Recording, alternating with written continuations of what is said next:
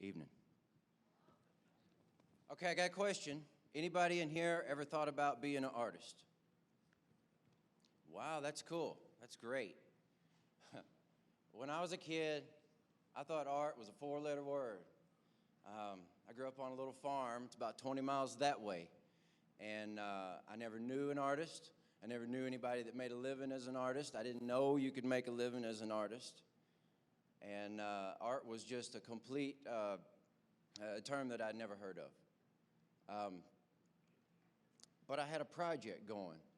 Since I was probably 5 years old, I've had a project. I would always be building some sort of contraption, not quite as cool as the spinny ladder thing that the dude earlier had, but pretty cool stuff.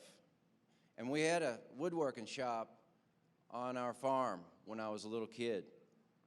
That's where I spent my time. When all my cool friends in high school were out at parties and stuff on a Friday night, I was in that shop. I guess I was kind of a dork, but it seemed to have paid off in the long run. I never thought that building stuff would turn into any sort of a future, you know? I just did that. I never went to art school. I got a D in art appreciation here at Western, the 3 semesters that I lasted here. So how could this guy, how could I be okay to talk to you about finding your voice in the arts? I am, because that's what happened to me. That's exactly what happened in my life. When I was 18 years old, I wanted to be a cattle farmer. I didn't have anything I wanted to do, but we lived on a farm, and I thought, I'll be a cattle farmer. That'll be a good life. And it lasted 3 months, and it got cold and muddy, and I decided that wasn't for me. When I was 19, I thought I was called to be a minister, and that's why I went to college. That lasted till I was 23. I got fired from 2 churches in 1 year for youthful indiscretion, and decided that wasn't for me. So when I was 25, I was working as a prototype builder at a little factory in Lexington. And every day at lunch, on our 28-minute long lunch break, I would hear the guys whining and griping about how they could get by with doing less and still get paid. And I thought, I got more to give the world than I can give it here. So I quit. I quit that job. I cobbled together some tools, and I opened up a tiny little shop in the back of my dad's hardware store in Smiths Grove. That's just a few miles from here. For 4 or 5 years, I didn't have any direction at all. I fixed antiques and repaired stuff. I'd build anything for anybody.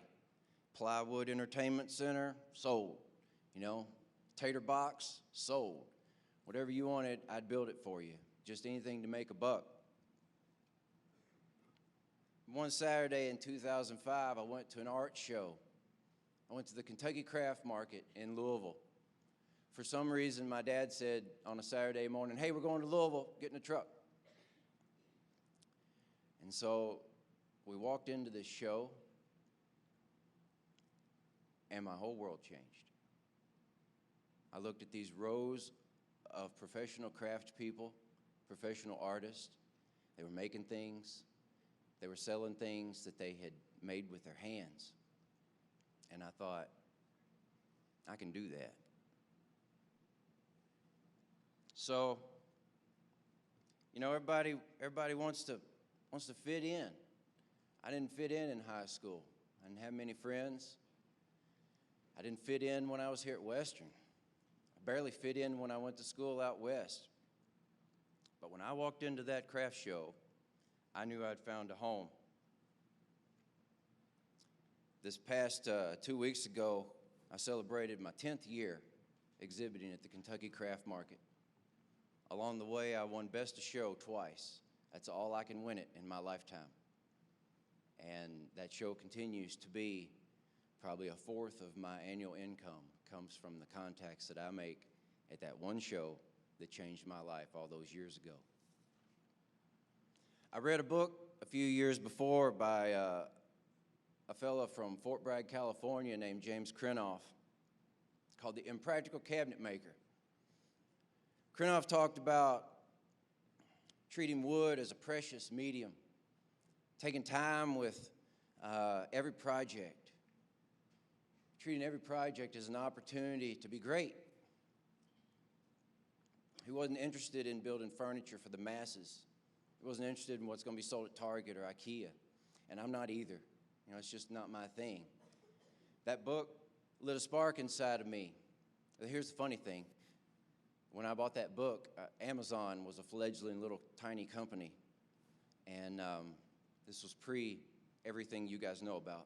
So that was the first book I ordered online, was this one little book that I just happened upon that ended up changing the whole direction of my life. In fact, this little cabinet looks a lot like stuff that James Krenoff used to build, and that was the first piece I built after I read his book. So along the way, I journeyed into craft organizations around the state. In 2006, I got in the Kentucky Craft Marketing Program. The same year, I joined into the Kentucky Guild of Artists and Craftsmen. I joined everything I could join to try to figure out what the path was. How do you get out there? How do you meet people? How do you get from making it to being those people at the big shows selling it? And I learned that along the way. It was hard at first. It was really hard. It was hard for a long time. But I was determined that I would make a living at it. I was determined that I would make a life out of it. And so I kept at it. Woodworking, I meet a lot of hobby woodworkers, and that's great. But for me, woodworking has never been a hobby. It's as if you took away my tools that I wouldn't have any real reason to be here. Like, the tools are such an extension of me, and the creation of things are such an extension of what I need to get out to the world that I have to do it full time. I have to invest my whole self into this. Albert Schweitzer was a pretty cool guy. He was born in the late 1800s. I wrote a big paper about him in college because I went to school on the West Coast, and we had the Albert Schweitzer Institute. I got a degree in peace studies. Schweitzer said, "Search and see if there's not somewhere you can invest your humanity." I've tried to invest my humanity into my art. I hope all of you can find a place in the world to invest yours. So I'd prepare for months and months and months to get ready for these shows. I didn't have a lot of paying gigs at the time, so I built a lot of stuff. And I could go to a show, and I remember one show, I sold a whole booth. It all sold within 30 or 45 minutes, and I thought, oh, I got this. This is easy. I'd go the next show, and I would take home a truckload of work. See, when I first started, I was still copying other people's work. I was still copying Mr. Krenoff. I was still building what I'd seen him build. I hadn't found my own voice. I didn't know where my own voice was. Finding your own voice, I can't tell you how to do that. It's a long process. It's a process that, for me, is never ending. It's every day when I go to the studio. It's every night at 10 o'clock when I'm sitting in the studio staring at what I built today and thinking about how I'm going to steer that design tomorrow. I get bored real easy, which makes a perfect life for a person who basically builds prototypes for a living. I build one, normally. That piece sells. Part of what makes it sell is the client knows that no one else in the world will ever have one of those. So for somebody that gets bored quick, it's a beautiful life. I get a whole new set of challenges every day. I found the most important thing that I have to have, and that any professional artist has to have, strong will, determination, stubbornness. You got to be great at what you do. You got to push it. Professional artist life demands shameless self-promotion. You have to get out to the world, and you have to spread your arms out and shout and say, hey, I'm doing something cool, and it matters, and you need to look. That's the only way you find your audience, is you have to get out there. There's a quote attributed to, was written about Jerry Garcia. If y'all know who he was, you should. It's not about being the best at what you do. It's about being the only one that does it. It's about finding a place in the world where you're the person that does that and nobody else does that thing.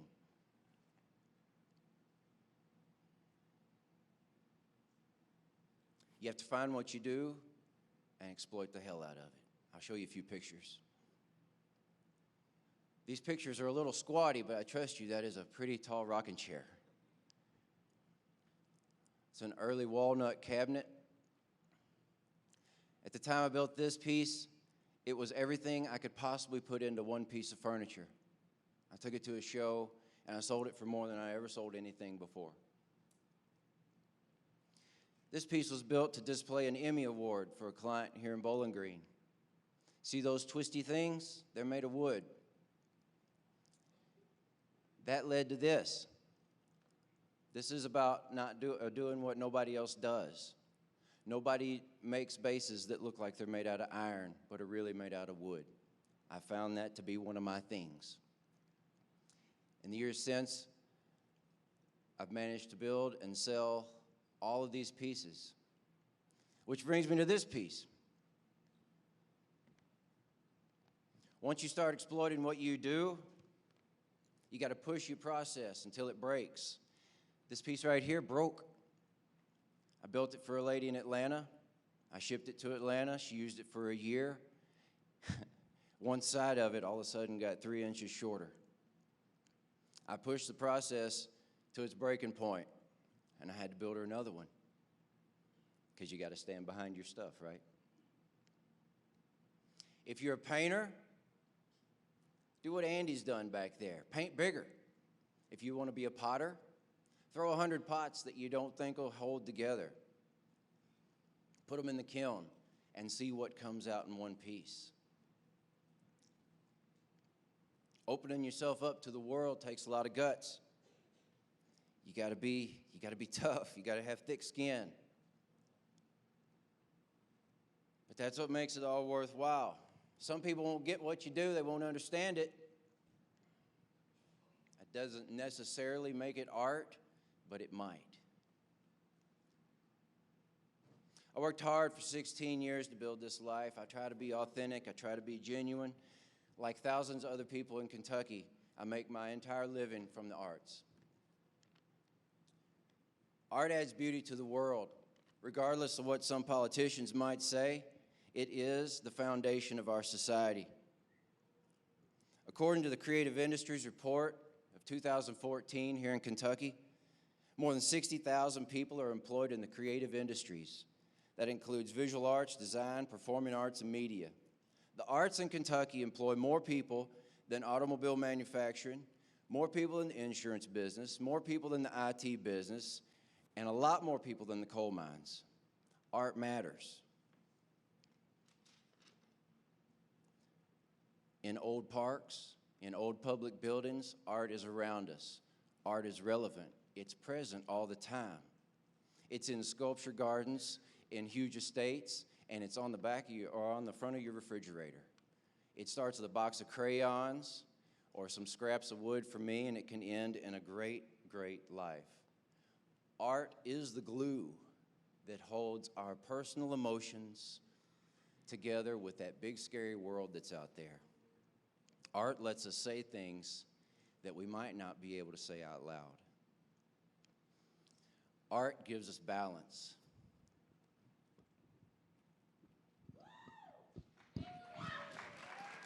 My whole life is a balancing act. I balance my time between making stuff in the studio,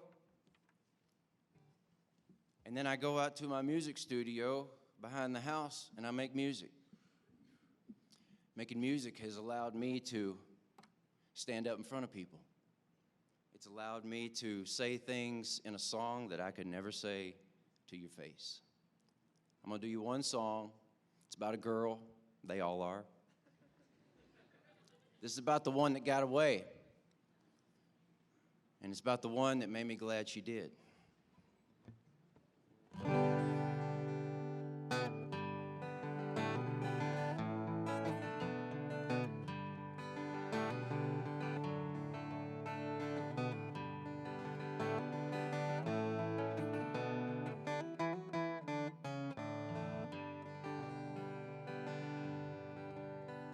The best thing about a good love song is you never know how it'll end. That's what she told me one hot August morning, and I never saw her again. I met her before I was ready. She was way too smart for me. 'Cause I'm just a man, I do work with my hands and write songs about things I believe. I write songs about things I believe.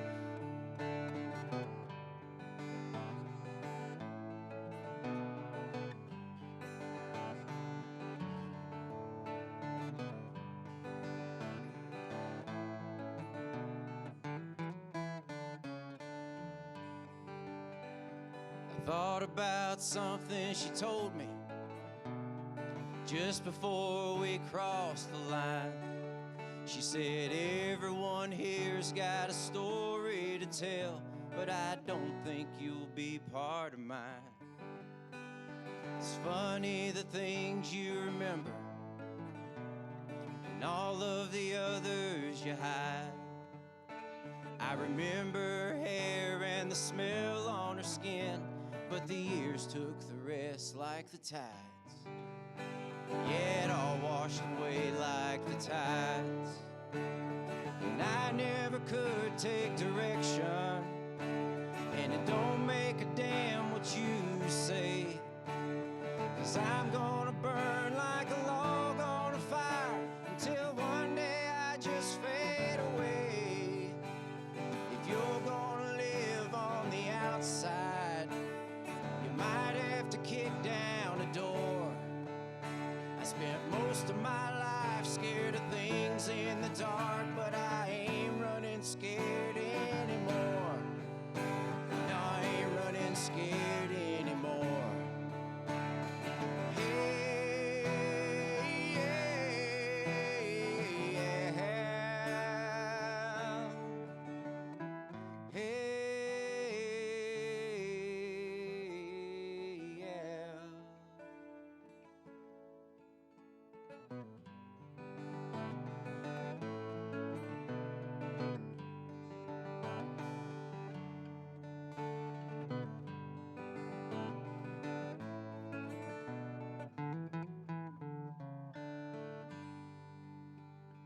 Got this guitar back in high school. Figured out that I could rhyme. It don't really matter if nobody cares, 'cause I write them for me most of the time. But I got a lot to be proud of. I finally got back to the farm, and I got a woman, she never gives up, and at night she keeps me safe and warm. Yeah, at night she keeps me safe and warm. Hey, yeah.